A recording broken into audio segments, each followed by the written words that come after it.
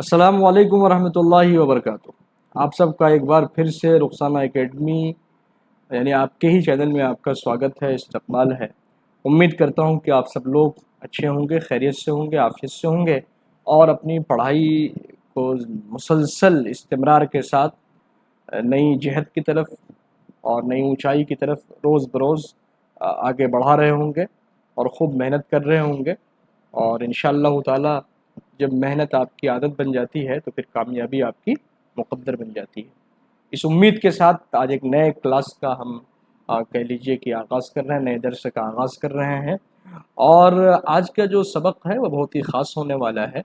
اس لیے خاص ہونے والا ہے چونکہ قواعد کے جو کوشچن آپ کو ایگزام میں دیکھنے ملیں گے وہ ظاہری طور پہ بہت ہی آسان لگ رہا ہوگا، لیکن یاد رکھیے جہاں بہت آسان ہوتا ہے وہی بہت مشکل بھی ہوتا ہے، بس تھوڑا سمجھنے کا فرق ہوتا ہے۔ جیسے ہی آپ کے سامنے کوئی بہت آسان چیز آ جاتی ہے تو آپ یہ مت سمجھیے کہ وہ بہت آسان ہے، بلکہ آپ کو دھوکے میں ڈالنے کے لیے ایسا ظاہر کیا گیا ہے کہ وہ آسان ہے، حالانکہ وہ آسان نہیں ہوتا۔ اس بات کا خاص خیال رکھیں گے۔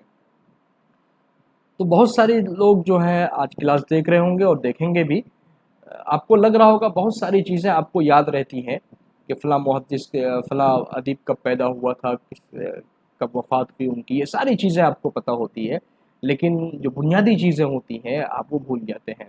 اب کتنے لوگ ہوں گے جن کو یہ معلوم ہوگا کہ اردو میں کل کتنے حروف تہجی ہیں اور کتنے عربی کے الفاظ ہیں، کتنے اردو کے الفاظ ہیں، کتنے ہندی کے الفاظ ہیں۔ اردو چونکہ مجموعی طور پر سب سے ملی جلی زبان کہلاتی ہے، اب ملی جلی جب زبان کہلاتی ہے تو اس ملے جلے زبان میں مختلف زبانوں کے الفاظ بھی ہوں گے، ظاہر سی بات ہے۔ اب وہ الفاظ کتنے ہیں، کون کون سے ہیں، ان چیزوں کا علم، اور حروف تہجی مفرد بھی ہے مرکب بھی ہے، مفرد کی تعداد کتنی ہے، مرکب کی تعداد کتنی ہے، بظاہر یہ بہت چھوٹی چیزیں لگتی ہے، لیکن ایک دم سے اگر کسی سے پوچھ لیا جائے تو وہ آپ کے ذہن میں نہیں رہتا ہے، یاد نہیں رہتا۔ تو اس بات کا خاص خیال رکھیں گے، کیونکہ ریویژن بھی ہے، ریویژن کرتے چلیں گے، پڑھتے چلیں گے، اس لیے میں نے بہت شروع سے شروع کیا ہے۔ اس کی وجہ یہ ہے کہ ایک بچی ہیں شگفتہ پروین کر کے، انہوں نے ایک کمنٹ کیا تھا، آپ لوگوں نے بھی دیکھا ہوگا کہ سر قواعد میں ڈر لگتا ہے، اور ایک بچی عطیہ ہے، انہوں نے بھی کہا، اور ہمارے جو بھی آف لائن کی کلاس کے بچے ہیں وہ ان کا کہنا ہے کہ آفتاب سر تھوڑا سا آپ جو قواعد کی جو بنیادی چیزیں ہیں اور ذرا ان پر بھی روشنی ڈال دیا کیجیے۔ تو ظاہر سی بات ہے انہی چیزوں کو سامنے رکھتے ہوئے میں نے کچھ کوشچن فریم کیے ہیں آپ کے لیے۔ میں امید کرتا ہوں کہ کوشچن کے مادھیم سے، ان کے ذریعے سے ہم بہت ساری چیزوں کو جانیں گے بہت کم وقت میں، چونکہ وقت کم لگے اور پڑھائی زیادہ ہو، ہم نے اس بات کا خاص خیال رکھا ہے اپنی ویڈیو میں۔ تو چلیے اب شروع کرتے ہیں۔ تو پہلا سوال یہ ہے کہ بنیادی طور پر قواعد کو کل کتنے حصوں میں تقسیم کیا گیا؟ اب ظاہر سی بات ہے یہ بات ہر اردو کے طالب علم پر آیا ہے، وہ سمجھتا ہی ہوگا کہ کتنے ہیں، تو وہ 5 ہے۔ اس کا جواب تو بہت ایزی ہے کہ 5 ہیں، لیکن وہ 5 کون کون سا، یہ جاننا بھی بہت اہم ہو جاتا ہے۔ تو وہ کون کون سا ہے اس کو ایک بار ریوائز کر لیجئے، اور اگر ریوائز نہیں کر پا رہے ہیں تو قلم اور کاپی آپ کے پاس ہوگا ہی، آپ اس میں نوٹ کرتے چلیے۔ نمبر 1 پر کیا ہے؟ علم ہجا۔ کیا ہے بھائی؟ علم لکھنے کی میں کوشش کر رہا ہوں کیونکہ یہ میرے پاس ابھی ٹیپ پین نہیں ہے، تو یہ علم ہجا ہے۔ کیا ہے یہ؟ علم ہجا۔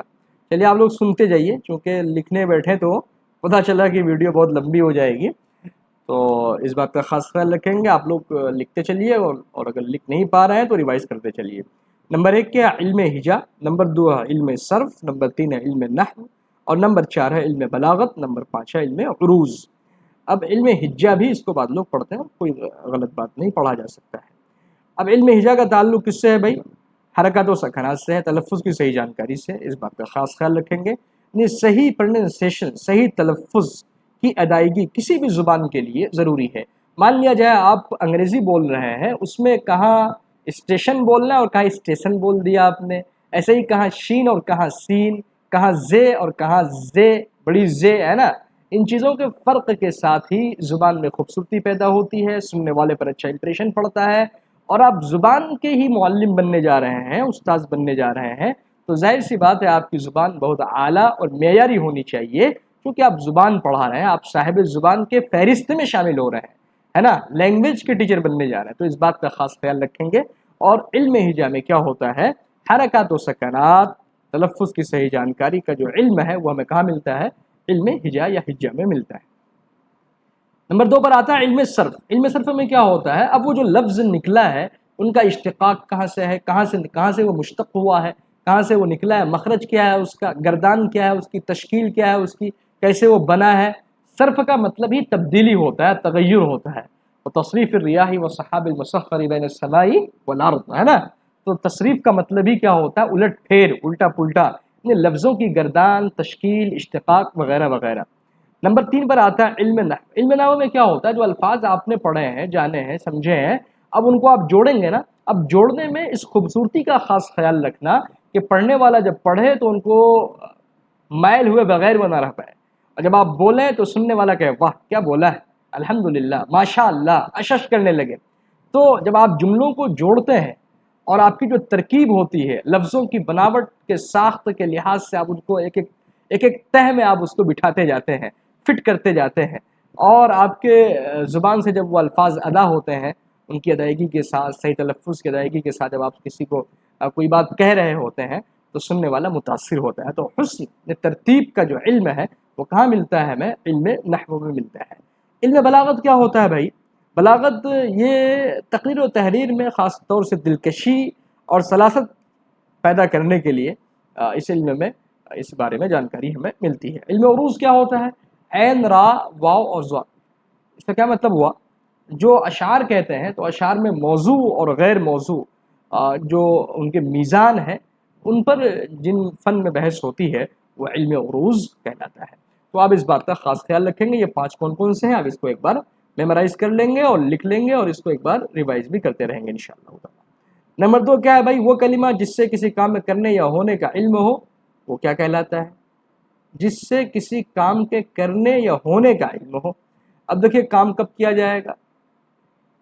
ابھی ہو رہا ہے تو حال ہے، ہوگا تو مستقبل ہے، ہو گیا تو کیا ہوگا؟ ماضی ہوگا۔ تو ظاہر سی بات ہے وہ فعل ہی ہو سکتا ہے، اور فعل کتنی قسمیں ہیں ایک تفصیل طلب بحث ہے، انشاءاللہ تعالیٰ اس کی مکمل بحث آپ کے سامنے ہم لے کر جلدی ہی آئیں گے۔ اب چلیے آپ دیکھیے وہ لفظ جو کسی خاص چیز کی طرف اشارہ کرتی ہے کیا کہلاتی ہے؟ خاص چیز۔ جیسے ہی آپ کے سامنے خاص آ گیا تو خاص کا مطلب سمجھے آپ لوگ کیا ہو گیا؟ اس میں معرفہ۔ کیا ہو گیا بھائی؟ اس میں معرفہ کہاں گیا؟ یہ رہا اس میں معرفہ۔ اب اس میں معرفہ کی جہاں تک بات آئی ہے، اب معرفہ کی کتنی قسمیں ہیں آپ اس کو بھی جان لیجئے۔ اس میں علم، یہی معرفہ کی قسمیں ہیں، اور ایسے ہی نمبر 2 پر آتا ہے خطاب، یہ بھی معرفہ کی قسمیں ہیں، اور ایسے ہی آتا ہے لقب، یہ بھی معرفہ کی قسمیں ہیں، ایسے ہی تخلص، یہ بھی معرفہ کی قسمیں ہیں، ایسے ہی کنیت۔ کنیت نہیں پڑھیں گے، کنیت نہیں پڑھیں گے، اس کو کنیت پڑھیں گے۔ اصل جو صحیح اس کا پروننسیشن ہے، صحیح تلفظ ہے وہ کیا ہے؟ کنیت۔ کنیت نہیں بولا جاتا ہے۔ بہت سے لوگوں کو آپ نے دیکھا کنیت پڑھتے ہوئے، حالانکہ پڑھ لیں، ایک مائنر مسٹیک ہے، لیکن مسٹیک تو مسٹیک ہے۔ کیا پڑھیں گے آپ؟ کنیت، ہے نا۔ یہ سب کیا ہے بھائی؟ معرفہ کی قسمیں۔ کیا ہے یہ؟ معرفہ کی قسمیں ہے۔ اب آگے ایک اس میں ہے نکرہ۔ اس میں نکرہ کی جو قسم ہے یہ تو ہو گیا معرفہ۔ اس میں معرفہ کو اس میں خاص بھی کہتے ہیں، اس بات کا آپ کو علم ہونا چاہیے۔ اب ایک ہے اس میں نکرہ ہے۔ اس میں نکرہ کس کو کہتے ہیں؟ وہ اس کی بھی قسمیں ہیں، جیسے اس میں ذات پڑھے ہوں گے آپ، اس میں مصغر پڑھے ہوں گے آپ، اس میں مکبر پڑھے ہوں گے آپ، اس میں اعلیٰ پڑھے ہوں گے، اس میں صوت پڑھے ہوں گے، اس میں ظرف پڑھے ہوں گے۔ یہ سب کس کی قسمیں ہیں؟ یہ سب اس میں نکرہ کی قسم ہے۔ نکرہ مطلب کیا ہوا؟ کامن، عام، ہے نا۔ مسجد، کوئی مسجد ہو سکتی ہے، اور جب میں کہوں کہ مسجد نبوی صلی اللہ تعالی علیہ وسلم تو ایک خاص مسجد اس سے مراد ہوگا۔ تو مسجد نبوی کا اگر نام لے لیا آپ نے تو وہ معرفہ ہو گیا، اور عام ہے تو وہ کوئی بھی مسجد ہے تو نکرہ ہو گیا۔ بہت معمولی سی باتیں ہیں لیکن بہت اہم باتیں ہیں اس بات کو، اور اس میں عام کو، اس میں نکرہ کو اس میں عام بھی کہا جاتا ہے، اس بات کا خاص خیال۔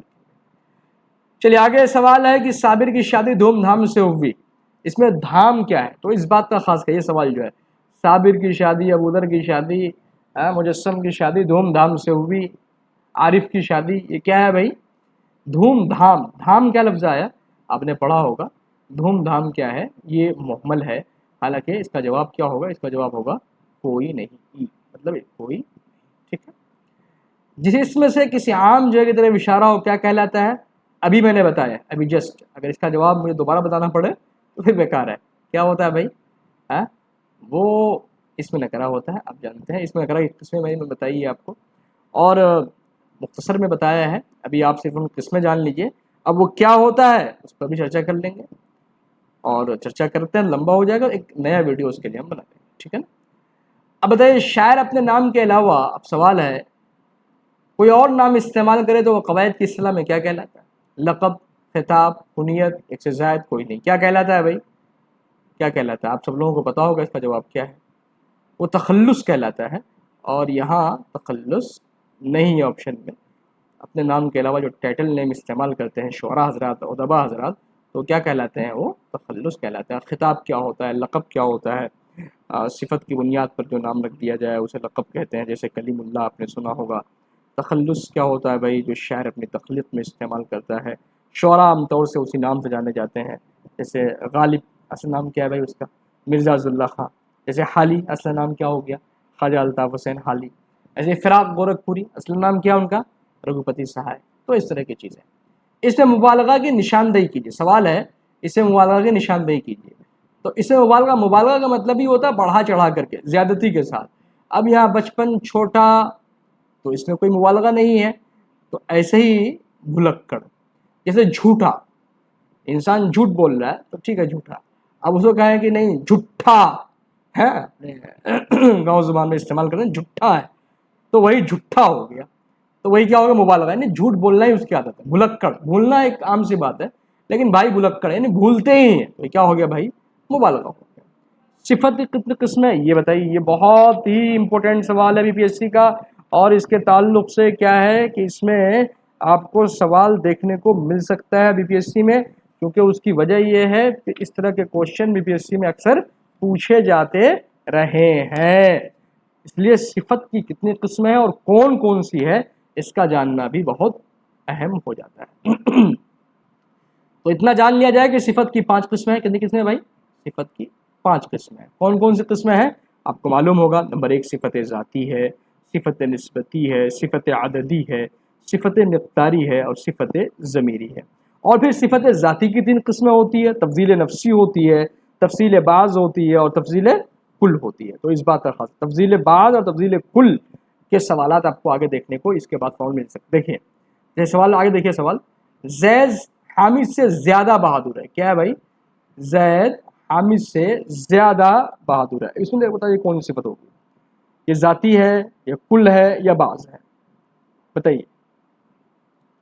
جس میں شخص یا چیز کی صفت کا مقابلہ دوسرے سے کیا جائے تو کیا ہوتا ہے؟ صفت بعض ہوتا ہے۔ کیا ہوتا ہے بھائی؟ صفت بعض ہے، تفضیل بعض، یہ تفضیل بعض، ٹھیک ہے۔ اب بتائیے ضمیر کی کل کتنی قسمیں؟ یہ بہت اہم سوال ہے، ضمیر کی کل کتنی قسمیں ہیں؟ یہ سوال بھی پوچھا جاتا رہا ہے۔ چلیے یہ اس کا جواب ہے، یہ بھی 5 ہوتی ہے۔ کون کون سی ہوتی ہے وہ جان لیجئے۔ ایک ضمیر شخصی ہوتی ہے، ضمیر موصولہ ہوتا ہے، ضمیر استفہامیہ ہوتا ہے، ضمیر اشارہ ہوتا ہے، ضمیر تنکیر ہوتی ہے۔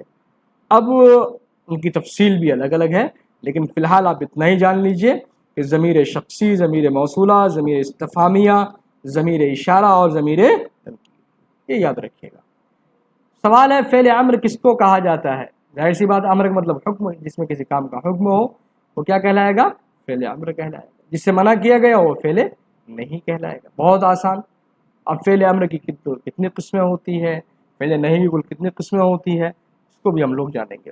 مناسب معلوم ہوتا ہے کہ تھوڑا سا آپ ضمیر کو جو 5 چیزیں ہیں مختصر میں آپ جان لیجیے۔ نمبر 1 ضمیر شخصی کیا ہوتا ہے؟